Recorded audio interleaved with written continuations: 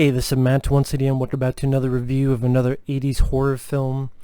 And this time it's another slasher film called Girls' Night Out. Now I remember the first time I heard about this movie long ago in a YouTube far away. I did this podcast with one of my dearest friends, Effrey. And in fact, if you go to my channel, Ramble Raft Films, a second channel I have, the slasher cast should still be on there. And we just went through all these slasher films. This is like back in like 2010 or 2009, somewhere long time ago. And we're just looking up like what slasher films came out, whether we've seen them or not. And this title came up, Girls' Night Out. And what struck us as funny reading the synopsis is that it's about a killer that wears a bear suit. And so one day I'm like, I'm going to check out that film. I mean, a killer that wears a bear suit maybe be worth it for some shits and noodles. No, it's not. It's not worth it. This movie was fucking dull and boring, and it sucked ass. Now, I do like 80s slasher films. I like My Bloody Valentine, April Fool's Day, Intruder, many of the Friday the 13th films, and Nightmare on Elm Street films, and Halloween 2, Halloween 4. I mean, Terror Train. I mean, there's a lot of good ones. But to me, this isn't one of them. This is notable for three things, really. One, the first title of this was The Scaremaker. And then I guess that title didn't fly, so then they changed it to Girls' Night Out. Only night is spelled N-I-T-E. I guess to be special. Although The Scaremaker is a better title for a horror movie, and there are some trailers you find where it's called The Scaremaker, but like, that sounds like a horror movie. Girls' Night Out sounds like a comedy. Like, there's Ferris Bueller's Day Off, and then there's Girls' Night Out. I mean, if that was released today, people are like, oh, is this a female version of The Hangover? But okay, Girls' Night Out. Also, the publicity, like the VHS cover, none of those people are in the movie. Like, the VHS cover where the three women are like, neither of those three women are in the movie. So I have a feeling The Scaremaker, they couldn't sell the film, then maybe sometime later they said, you know what, let's just change the title, make another cover, and it got shipped out somehow. The second notable thing is Hal Holbrook is in this movie. Now, I like Hal Holbrook as an actor.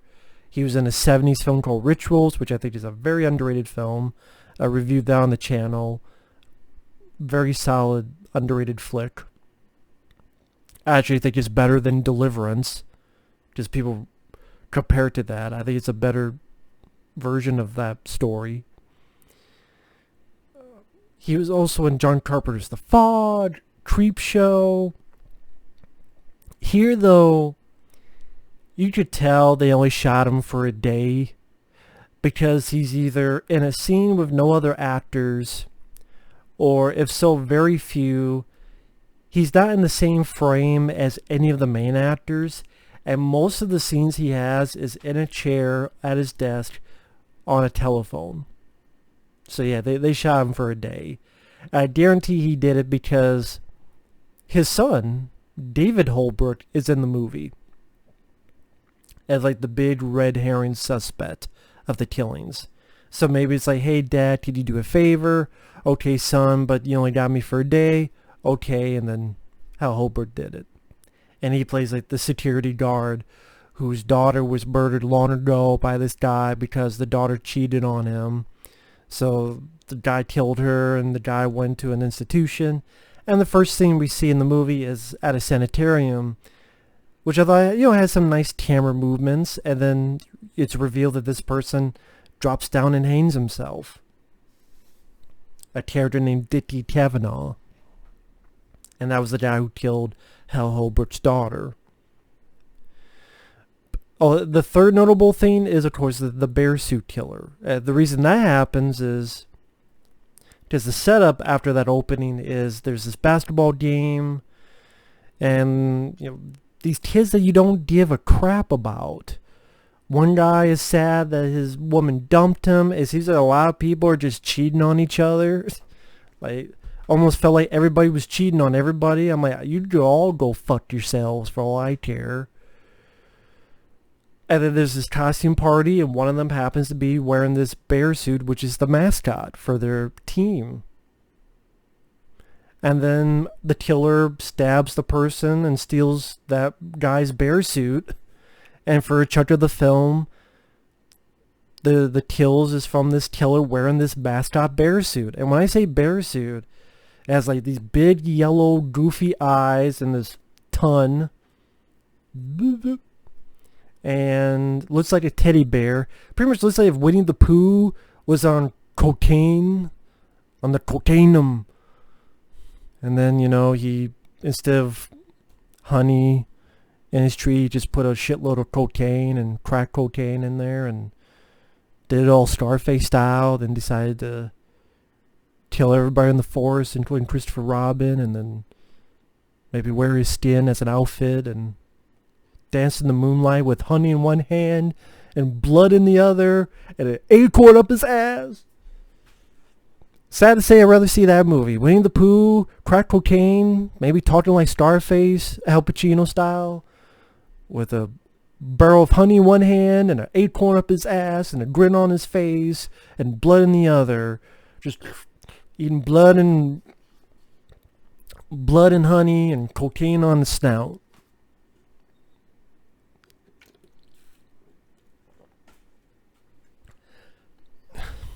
I don't know where that came from, but fuck this movie. This movie was boring. It was dull. Good luck trying to remember a single fucking character from any of these teen characters, because I certainly can't. I mean, I could barely tell you who the fuck the main character was. I mean, the lead girl isn't really much of a lead girl because she doesn't even have a confrontation with the killer at the end like most slasher films do. The guy, not because he's kind of a douchebag, like cheating on his girl. You don't give a shit about him.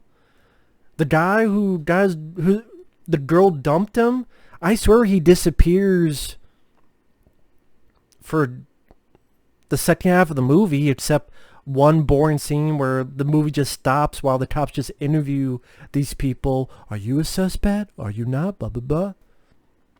It's not Hal Holbrook because he's barely in the movie. He doesn't appear till like 37 minutes in.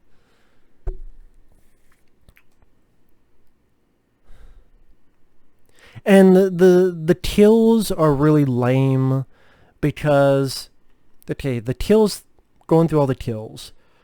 These two grave diggers get killed. They get hit by a shovel and buried. The one guy gets stabbed. You don't really see anything, and killer steals his mascot bear suit. Then a couple of girls, and the kills are pretty much when the killer has the bear suit, the killer put these 4 steak knives in the paw. Interesting idea. I actually wish they took this silly idea and used it in a better movie. And, I mean, 4 razor sharp claws. And this was made before Nightmare on Elm Street, because this is 82. Although I think it got delayed and came out 84. I could be wrong on that. But I know it was made in around 82. So I did it before Freddy, but pretty much it'll have the paw on the girl's neck and you see some blood come down and some blood on the paw. Does it to a girl with glasses. Some blood drips down. Then one girl finds that girl dead and tied up with marks on her neck. And then she gets killed.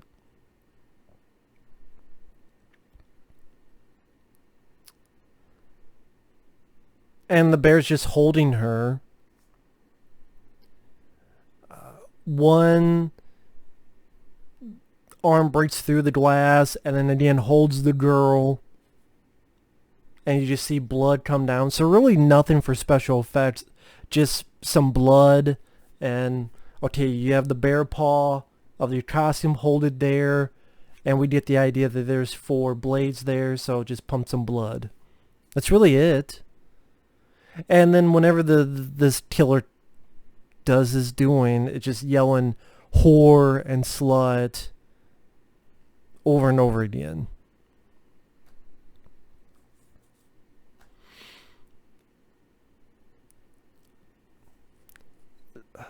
That's really, I mean, this second half of the film, these characters are doing a scavenger hunt, and this radio DJ is telling them the clues. That's why all these people all out and about on this campus.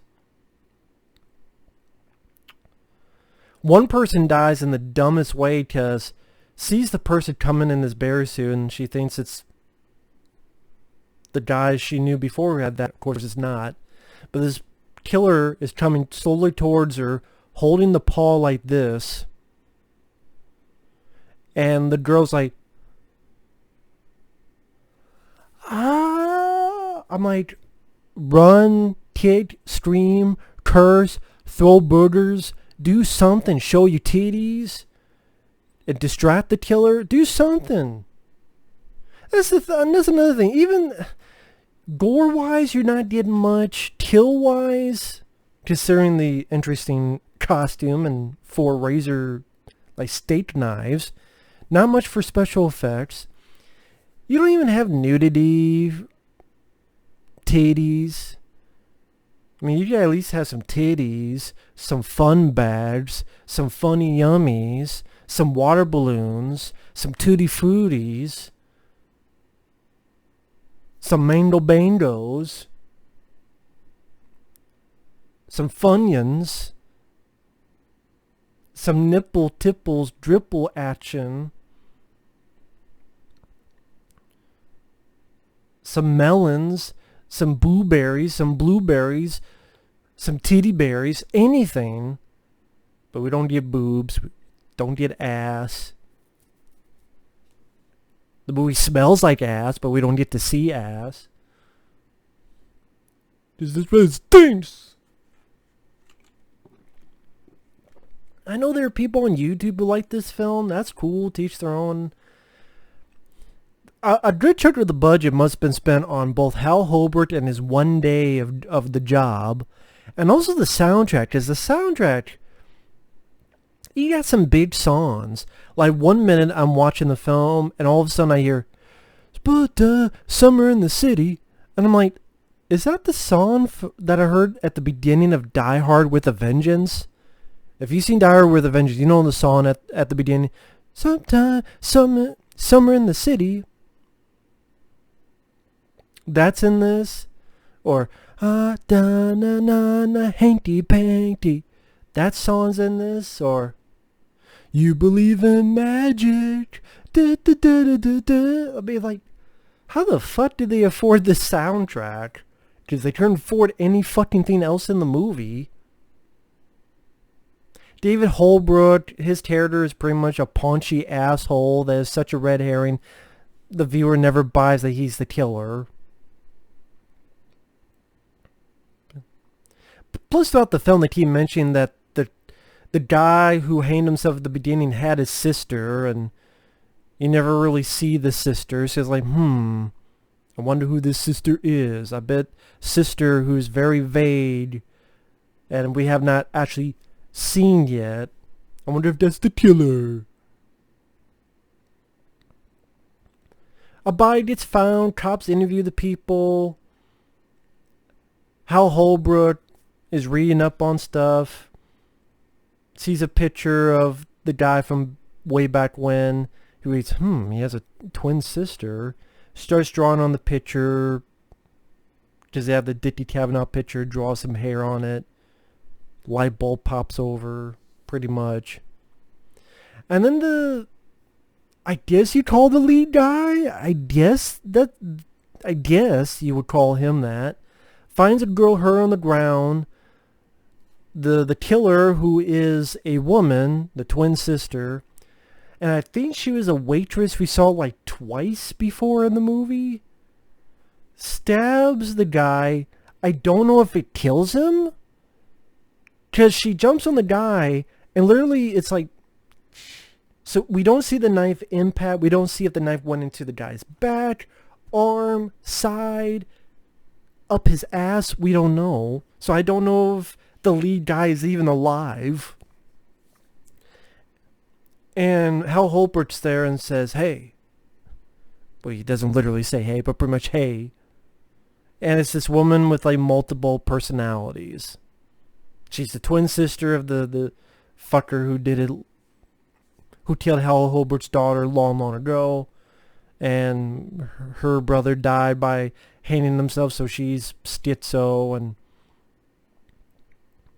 And Hal Holbrook's telling her, well, your brother Dickie is dead. He hung himself. And she's like, no, he's not. I just brought him from the hospital. Opens up a door, and there's the brother body propped up in a freezer. And it's like the idea being, wow, this girl is so crazy that she put her dead brother, twin brother, in the freezer and put the murder weapon in her dead brother's arm. The bear claw with the razors on it. And then the store at the end, at the very beginning, is kind of an eerie store, which does not fit this film because the film is not scary or suspenseful or eerie. But yet the store at the very beginning ending sounds like it would be in a... almost in a Henry Portrait serial killer movie, but it doesn't fit this movie. I mean, if you like this film, that's cool, but I thought this film was rather dull and boring because you don't care about any of the characters. You don't give a shit what's going on. Nothing much really happens. The kills really aren't that to run home about. Just there's really not much for special effects. Like I said, the killer in a bear suit is a fun idea. I kind of wish the movie was more fun, or as fun as that idea.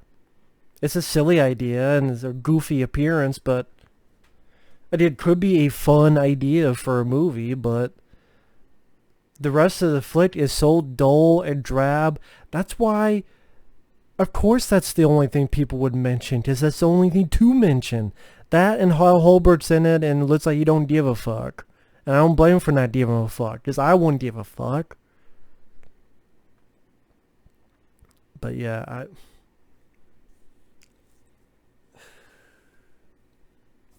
I don't know what else to say about this flick. The director didn't go on to do much of anything, which I'm not surprised. The acting, I don't know. I didn't give a shit about any of the characters. I can't remember a single character. Well, I know the villain. Well, not even the villain, but the guy who hangs himself at the beginning. That's Dickie Cavanaugh. Hal Holbrook. I know he's the security guard. I can't remember his character's name. The other actors, yeah, I can't remember a damn thing about those characters. I really can't, other than they had a lot of relationship issues and a lot of cheating going on. Everybody just cheats on everybody. So you're all fucking bitches, I guess. You're all assholes and douchebags. Wow, what a great people to be around for 90-some minutes of a fucking movie. So, I mean, yeah. The only novelty is that there's a killer in a bear suit with 4 razor steak knives, but a handful of times that thing appears. The kills are just, and some blood goes down. Maybe if it's like, hey, let's have it slice an arm off, slice a leg off, slice this, you know, do something innovative with each kill. Have an actual special effects budget would be nice too. Have some likable characters. Have a lead. Let us know who the fuck the lead is. Don't have everybody be a douchebag or cheating. Have an ending where it's almost as if it just ends. Like there's no big battle. There's no big chase scene. It's just, oh, it's the ending. Hal Holbrook found the killer. I don't even know if those two kids, the guy and the girl on the ground, are alive or dead. It's like, okay, I guess that's the end. Thank you, movie.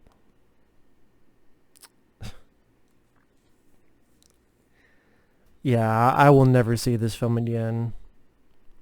The way I saw it,